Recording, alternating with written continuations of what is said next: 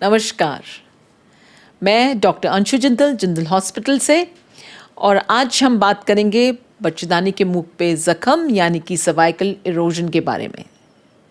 जब भी पेशेंट्स को पता लगता है कि उनके बच्चेदानी के मुंह पे ज़ख्म है, वे बहुत ही घबरा जाते हैं। सबसे पहले उनके मन में ये प्रश्न आता है कि ये बने कैसे और इसका निवारण क्या होगा।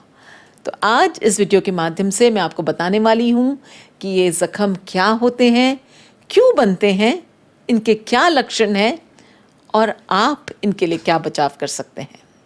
इस वीडियो को अंत तक देखिएगा क्योंकि मैं एक बहुत ही इम्पॉर्टेंट बोनस पॉइंट भी बताने वाली हूँ जो आपको बहुत ही फ़ायदेमंद साबित होगा। सबसे पहले हम समझेंगे कि बच्चेदानी का मुंह यानी कि सर्विक्स क्या होता है। सर्विक्स के दो भाग होते हैं, एक बाहर की तरफ जो वेजाइना में हमें दिखती है जिसे कहते हैं एक्टोसर्विक्स, और एक भाग अंदर की तरफ जिसे कहते हैं एंडोसर्विक्स। बच्चेदानी की लेंथ 2.5 सेंटीमीटर्स यानी कि 1 इंच तक होती है। प्रेगनेंसी में ये रास्ता बिल्कुल बंद रहता है और डिलीवरी के टाइम पे रास्ता पूरा 10 सेंटीमीटर्स तक खुलता है और फिर प्यूपेरियम यानी कि 40 दिन के अंदर वापस ये बंद होके अपनी शेप ले लेता है। तो ये बड़ा ही डायनामिक प्रोसेस है, यानी कि सर्विक्स कभी डायलेट करता है और कभी बंद होता है। तो इसके लिए इसी वजह से इसके मुंह पर ज़ख्म भी बन सकते हैं। ज़ख्म यानी कि इन्फेक्शन। बच्चेदानी के मुंह पर कोई भी इन्फेक्शन अगर 1-1.5 महीने से ज़्यादा रुक जाए इन्फेक्शन तो कभी कभी ज़ख्म बन जाता है। सबको ज़ख्म नहीं बनते हैं, केवल किसी किसी मरीज़ों में ज़ख्म बनते हैं। सर्वाइकल इरोजन एक बहुत ही कॉमन गायनेकोलॉजिकल प्रॉब्लम है, specially women of reproductive age group यानी कि 18 वर्ष से लेके 44 वर्ष की उम्र तक ये बहुत ही कॉमन गायनी प्रॉब्लम है। तो ये वेजाइनल इन्फेक्शंस क्यों होते हैं? हमारे वेजाइना में एक सेफ्टी मैकेनिज़्म है जो हमारी वेजाइना को एसिडिक रखता है। वेजाइना की पीएच 3.5 से 4.5 होती है और इसको मेंटेन करता है कुछ बैक्टीरियल वेजाइनल फ्लोरा जो लैक्टोबैसिलस प्रोड्यूसिंग है। इसकी वजह से ये बैक्टीरिया और किसी इन्फेक्शन को पनपने नहीं देते। जब भी वेजाइनल पीएच डिस्टर्ब हो जाती है, और ये डिस्टर्ब हो सकती है जैसे ट्रैवल आप कर रहे हैं, बहुत देर तक आपने यूरिन रोका, आपने पब्लिक टॉयलेट का इस्तेमाल किया और आपके वेजाइनल सिक्रीशंस बहुत देर तक अंदर ही अंदर रह गए, वॉश आप ढंग से नहीं कर पाए, तो ये वेजाइनल फ्लोरा डिस्टर्ब हो जाता है और इन्फेक्शंस आके पनपने लगते हैं। इसके अलावा कुछ सेक्सुअली ट्रांसमिटेड डिजीज़ेज़ हैं जैसे कि syphilis, gonorrhoea, human papilloma virus जो आपको अपने पार्टनर से मिलती हैं। तो अगर आपके पार्टनर को इन्फेक्शन है तो वो सेक्सुअल इंटरकोर्स के टाइम पे आपको आ सकता है। और सबसे इम्पॉर्टेंट इसमें है human papilloma virus, HPV virus, क्योंकि यह वायरस अगर ज़ख्म बनाता है तो किसी किसी पेशेंट्स में यह कैंसर में तब्दील हो सकता है over a period of 10 to 15 years. तो इससे सबको डर लगता है और इसका बचाव के बारे में हम बात करेंगे। और ऐसा देखा गया है कि अगर आप बहुत ज़्यादा फ्रीक्वेंटली वॉश करते हैं वेजाइना को और उसके साथ साथ ही पैंटी पहन लेते हैं तो मॉइस्चर अंदर रह जाता है और उसकी वजह से भी इन्फेक्शंस पनपने लगते हैं। मेंसेस के टाइम भी आपको वेजाइनल इन्फेक्शंस होने का ज़्यादा डर रहता है, इसलिए पीरियड्स के टाइम पे आप इंटरकोर्स ना करें क्योंकि वेजाइनल पीएच चेंज हो चुका होता है, इसलिए आप वेजाइना के इन्फेक्शंस के लिए मोर प्रोन होते हैं। किसी किसी पेशेंट को इवन कॉन्डम से एलर्जी हो सकती है। कॉन्डम का जो लेटेक्स होता है या फिर जो स्पर्मिसाइडल जेली कॉन्डम में इस्तेमाल की जाती है उससे भी एलर्जी हो सकती है एंड वो भी कारण हो सकता है बार बार वेजाइनल इन्फेक्शंस होने का। इसके अलावा अगर आप मेंस्ट्रुअल कप इस्तेमाल कर रहे हैं तो कई बार उसके रबर से आपको एलर्जी हो सकती है। तो सर्वाइकल इरोजन के सिम्टम्स क्या होते हैं? सबसे पहले सिम्टम आपको फील होगा कि वेजाइनल इरिटेशन या वेजाइना से डिस्चार्ज। कभी कभी ये बदबूदार भी हो सकता है और डिस्चार्ज का कलर भी चेंज हो सकता है, या फिर आपको सेक्सुअल इंटरकोर्स के बाद स्पॉटिंग होना या पीरियड में कभी भी बीच में स्पॉटिंग हो जाना। ये भी सर्वाइकल इरोजन का संकेत हो सकता है। इसके अलावा अगर आपको बार बार यूटीआई यानी कि यूरिनरी ट्रैक्ट इन्फेक्शंस हो रहे हैं तो हो सकता है आपको ज़ख्म हो, क्योंकि ये सोर्स ऑफ इन्फेक्शन है जो बार बार आपको यूटीआई या यूरिनरी इन्फेक्शन दे रहा है।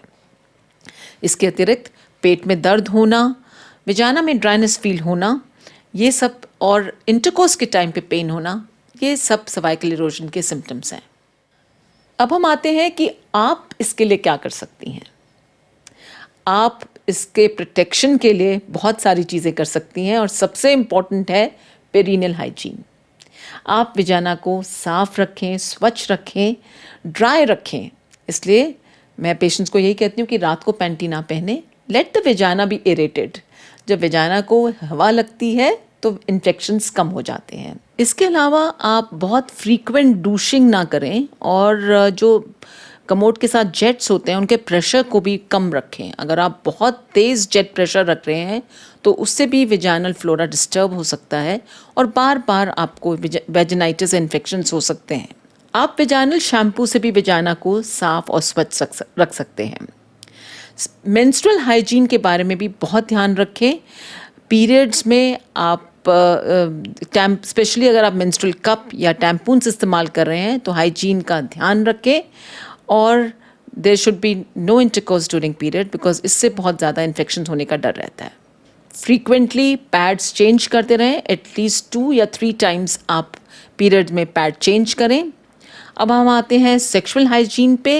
सेक्सुअल हाइजीन में आप इंटरकोर्स से पहले हमेशा यूरिन पास करके इंटरकोर्स करें और अगर आपको ड्राइनेस फील हो रही है विजाना में तो फिर आप कोई भी लुब्रिकेटिंग जेली या फिर नारियल का तेल भी इस्तेमाल कर सकते हैं ताकि विजाइनल ड्राइनेस महसूस ना हो।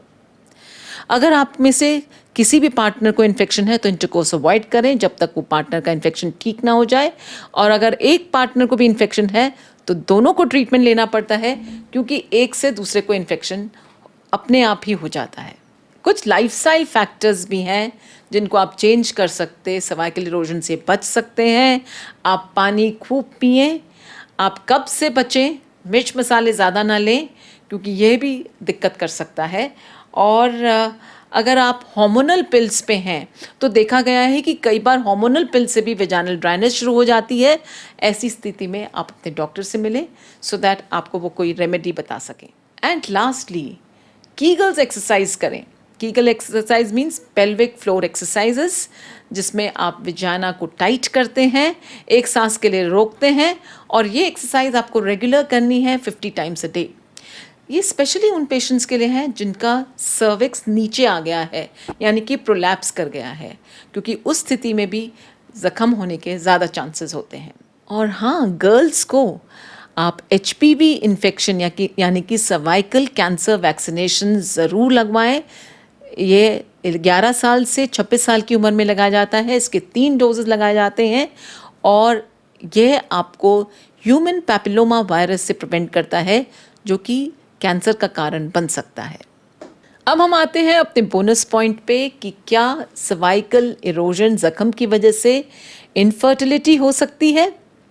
हाँ, कुछ हद तक yes, cervical erosion can cause infertility in some cases. सब कुछ के पेशेंट्स में हो सकता है, क्योंकि जो ज़ख्म होता है ये एक्चुअली स्पर्म्स के लिए कंड्यूसिव नहीं होता। स्पर्म्स ऊपर स्विम अप करके नहीं जा पाते हैं और वहीं पर डेड हो जाते हैं, या फिर ज़ख्म की वजह से बार बार इन्फेक्शंस ऊपर चले जाते हैं, ट्यूब्स में चला जाता है इन्फेक्शन, और उसकी वजह से कई बार ट्यूब ब्लॉक भी हो सकती हैं, या फिर कुछ हार्मोनल चेंजेस भी आ सकते हैं जिसकी वजह से इनफर्टिलिटी हो सकती है। वैसा ऐसा नहीं है कि ज़ख्म के साथ प्रेगनेंसी बिल्कुल नहीं ठहर सकती, मगर अगर ज़ख्म है तो इसका इलाज पहले अवश्य कराएं। आई होप आपको ये वीडियो अच्छा लगा होगा। अगर आपको अच्छा लगा तो प्लीज़ इसे लाइक कीजिए, शेयर कीजिए और मेरे चैनल को सब्सक्राइब कीजिए। मैं अपने नेक्स्ट वीडियो में आपको बताऊंगी कि इससे सर्वाइकल इरोजन को हम डायग्नोज कैसे करते हैं अपने क्लिनिक में और इसका ट्रीटमेंट क्या है। तब तक के लिए नमस्कार।